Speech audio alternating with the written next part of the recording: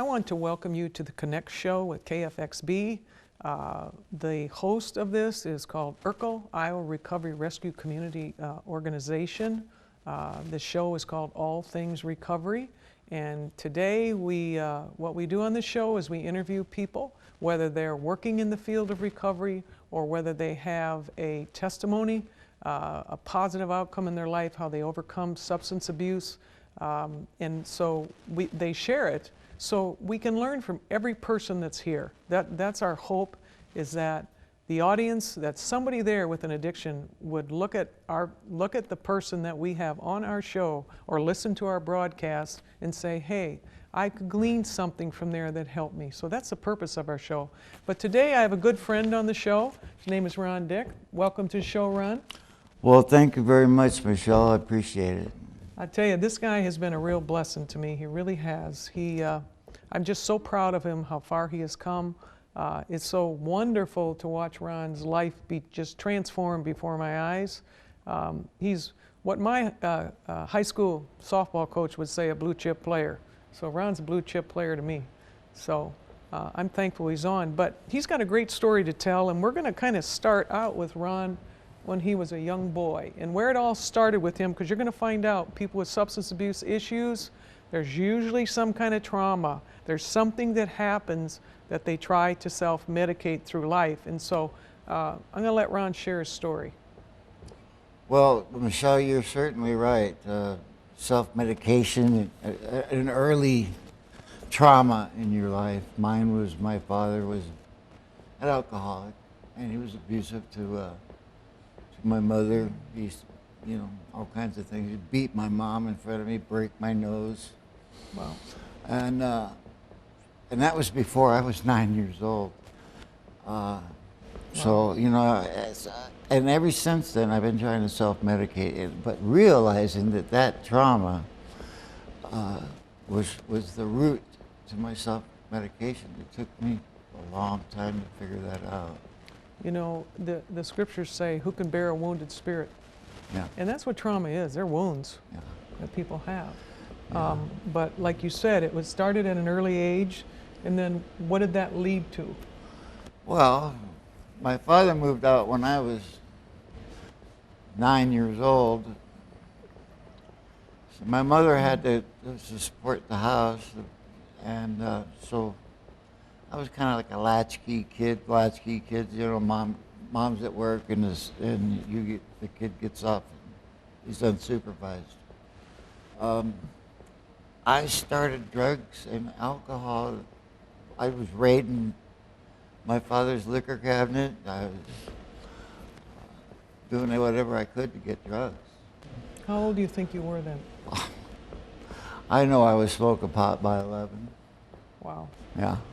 I mean, really, seriously, we had a pipe and everything. We used to hide, me and my friend across the street. Yeah. And so this abuse and the lack of a father early on in life kind of was the gateway to you getting into substance abuse. It was very much a gateway. And, So it affected your childhood very adversely. Yes. It affects probably your schooling. Yes. Right? That's right. Affect your relationships with other people. Yeah. Yeah. My father was a school teacher, and he was a registered sex offender. He got in trouble at the school. And I grew up in Orange County, California, and my childhood was really bad. In fact, I couldn't remember a lot of my childhood. I blocked.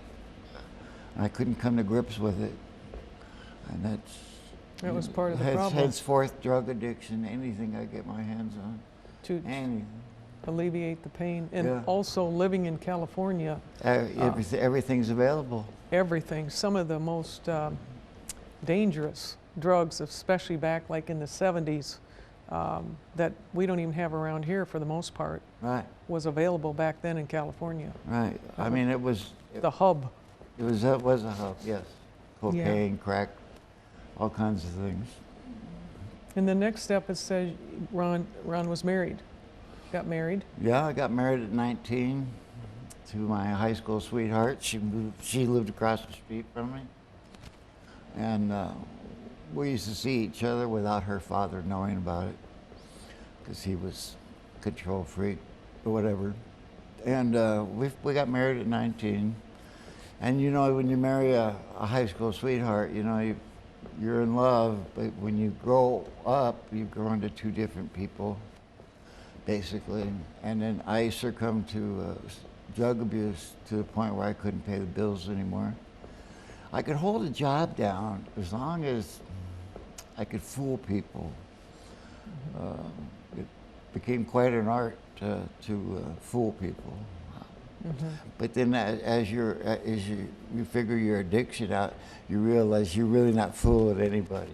No, you're not. You know, I mean, it's just a fact. You're not fooling anybody. It's a self-deception. Yes, it is, very much so. So you lost many jobs through the course of your life. Oh yeah, oh yeah. I was a tow truck driver for quite a while, and I ended up being a tow truck driver for every tow truck company in Orange County. And when I say every, I mean every.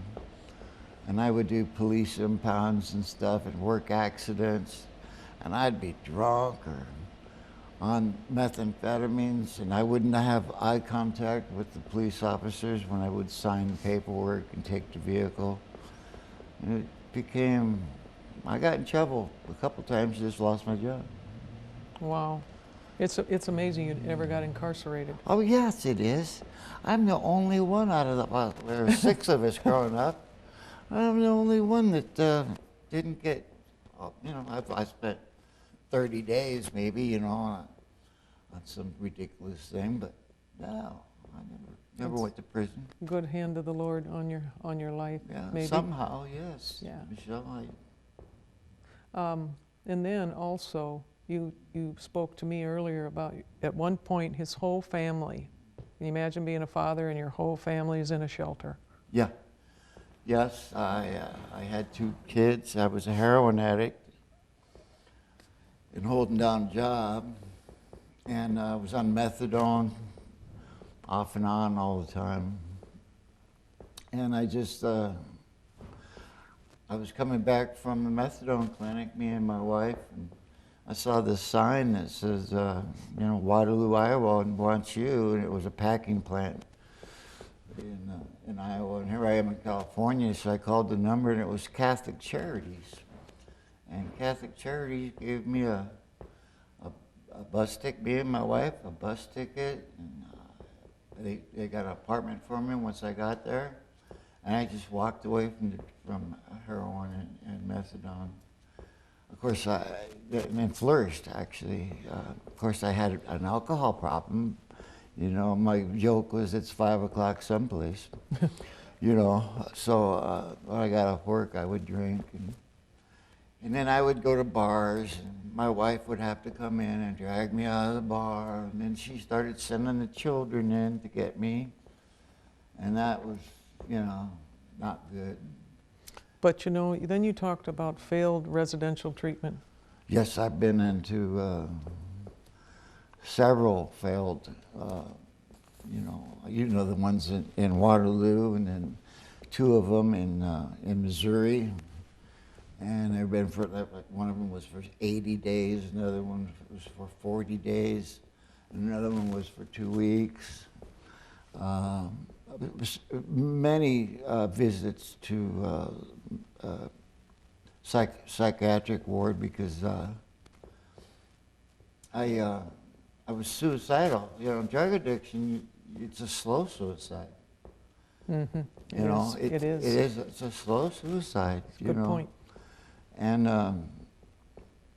my wife passed away. I don't want to jump ahead, but my wife passed away March 2019, and I just went stage 4 alcoholism.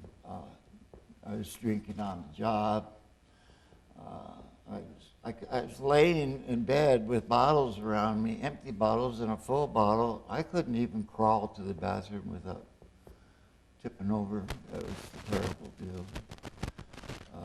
Finally, I called the 911, and they came and got me, and they took me, you know, and I detoxed. Alcohol's very dangerous to detox with. You can have seizures, and I'm one of them. I get seizures. Violent ones. Yeah, that's probably one of the ones that you really need to go to a hospital. Yeah, to seek out help. Especially alcohol, yeah. You know, even though you told me that you were a functioning alcoholic, the thing with alcoholism is that the more you drink, and this is true with a lot of drugs, the more you drink, the more it takes to reach that high. Yes. And it'll get to the point that the only thing left for you to reach that high is a fatal dose. Yeah. Because what you do is you're constantly training your brain to drink more, to be able to handle more, so then it takes more and more alcohol to get that drunk feeling. And of course, I started so early that I got myself hardwired to alcohol. In other words, that's all I thought about. You know, it was my addiction. Yeah. You know, and really when you think about it too, when you look at imprinting the brain, well, if all you've done since you're 11 years old is pick up a bottle or pick up a drug or pick up what, that is so emblazoned on your brain. Yes. That when you're not drinking, you're drinking. When you're not doing it, you're doing it. Because it's like having a big billboard sign always in your head. And it sneaks up on you.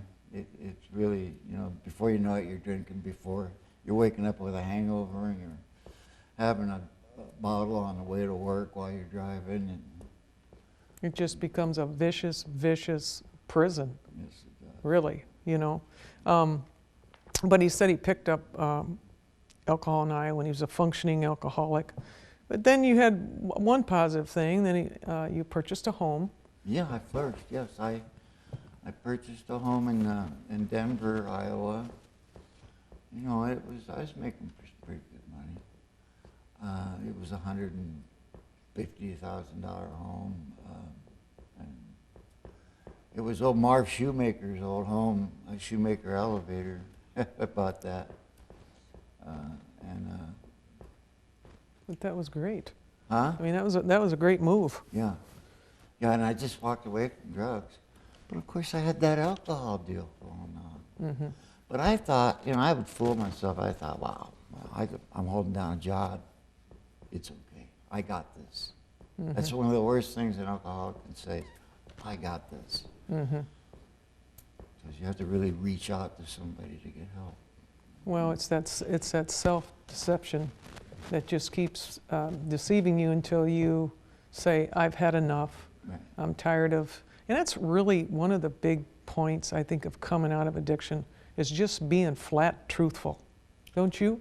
I do. If you can find somebody that has an addiction that has the ability to tell the truth all the time, just they tell the truth, Yeah. I think they have a much better chance of making it. Don't you? Very, very much. I mean, you can't do it by yourself. You have to reach out and get help. You think you can do it by yourself, and you're fooling yourself. Because it's a really, you know, you're helpless to, you know, to alcohol's cunning. It's dangerous. You Deceptive. can talk yourself into any situation. Well, I'm just going to have this one beer. I got this. When you say because of your addiction, Ron, through the years, it was been a series of loss. I've lost everything I've owned. I've walked away with a duffel bag, and I've had, you know, homes, properties, cars. You know, I had it all, and I just, you know, it all went away. You know, because of my addiction. My youngest son's statement to me, which really hurt me, was, Dad, I can't remember any holiday that you were sober growing up. Wow. What a statement, huh? That's quite a zinger. Yeah. I mean, I lived for the weekends. I lived for, a 3-day weekend. Woo. Especially holidays. Yeah, especially holidays. Where everybody's home, and drinking is usually more acceptable. Yeah. On holidays, it's considered... It's very acceptable. You Yeah. got the Super Bowl, you got all kinds of stuff. And you always see people at the grocery stores buying wine, buying booze, buying for the holiday as a celebratory type thing. And then Ron talked about moving around because of his grandkids. One thing I can say about Ron, he's a great family man. Despite having an addiction, that man always worked because he had a family to take care of. None of my kids are skinny. Yeah. Yeah. Yeah. That's funny. But then his wife died, and that really spun Ron into a major depression for quite a while. Yes. You know, I had tons of grief. I went to stage 4 alcoholism. You know, I was just laying there drinking a bottle, and several times my son would, you know, straighten me out. I had a job, evening job. I started drinking on the job, which I never did before. I never drank on the job. I didn't know how to deal with the grieving, and I tried doing that on myself too. You know, by myself. I tried. Right. Oh, I got this. No, you don't. You haven't got it. You know, now I have a psychiatrist and a counselor, and I have people that, you know, I can go to. Yep, and that's important. I'm big in AA. You know, I just. AA is a great organization. It's saved a lot of lives. Yes, and if you go there daily, just like if you go to church, it fills your being. And the real powerful part of AA is the spiritual part. If you took spirituality out of AA, it'd fall flat on its face. Right. It's really based on biblical principles. I don't know if most people understand that, but it is. And it's just great. It brings you back to your roots. Yeah, some people, you know, their higher power. You have to realize you have a higher power. Mm-hmm. And of course, mine is Jesus Christ. You know, and I'm very happy. I've never been happier. I've come to grips with sobriety. Is not easy. No, it's not. Sobriety is coming to grips with yourself and why you are an alcoholic. It's not easy, sobriety, you know, but it's a necessary deal. I've been running from my childhood my whole life. Didn't even know it. Mm-hmm. That's how cunning alcoholism is, you know. It's just... Well, you know, there's a saying in art, the hardest thing to paint is a self-portrait. Oh, yes. You know, that's very true. I think that's why Van Gogh made so many attempts at it. Yeah, that's so true. What a statement. It is. So it's hard if you have an addiction to really see yourself. Sometimes it takes a jail sentence. Sometimes it's I know men that sat in a prison cell and said, "God, if you're really real, reveal yourself," and that's when their life turned around. Yeah. You know, so. It's just coming, it's you know, actually being sober-minded is being awakened. It's being awakened to your state. Sobriety, yeah. And it's also, really, scripturally, means you're safe-minded. You're safe. You know, you're not thinking about suicide. You're not, you're safe. You're okay. Right. Sober-mindedness. If I have so much to share.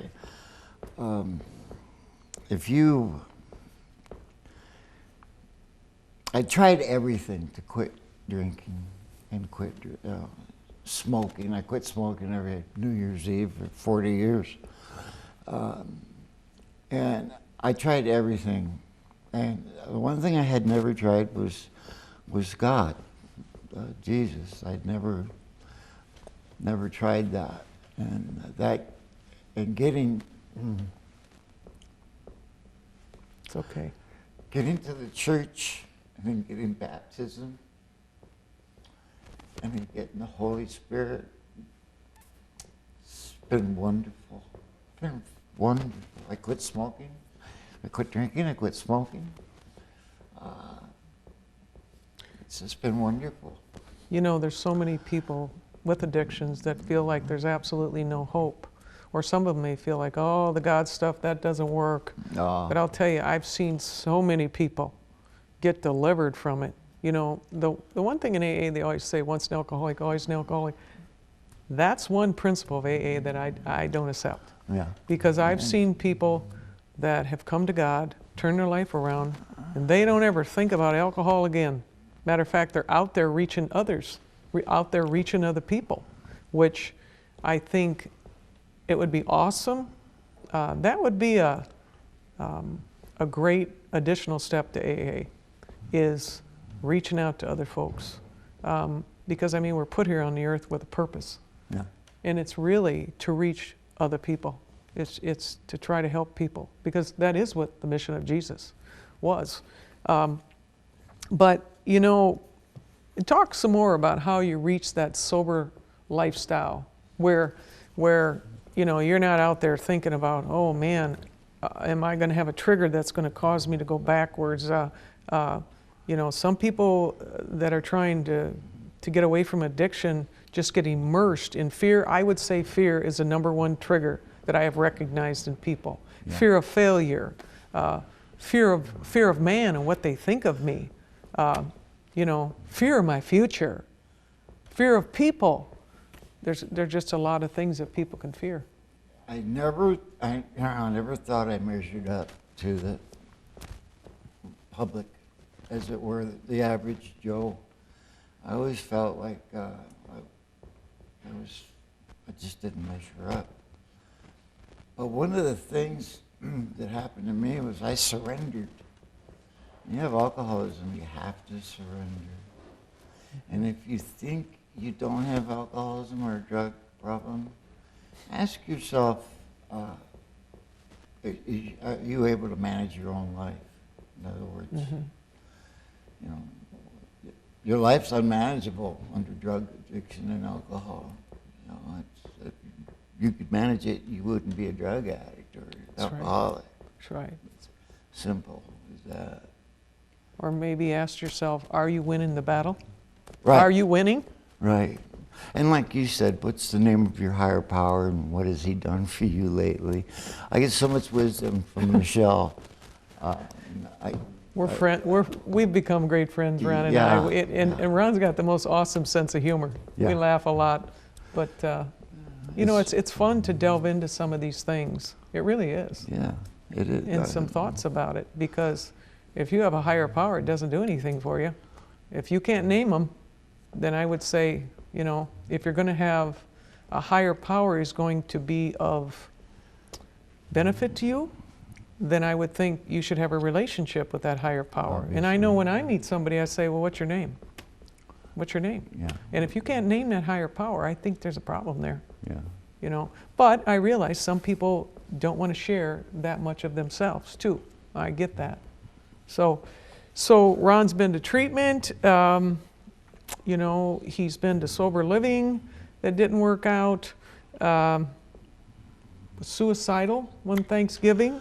Yeah, suicidal. I spent Thanksgiving alone for the first time in my life. I tell you. And it really tore me up.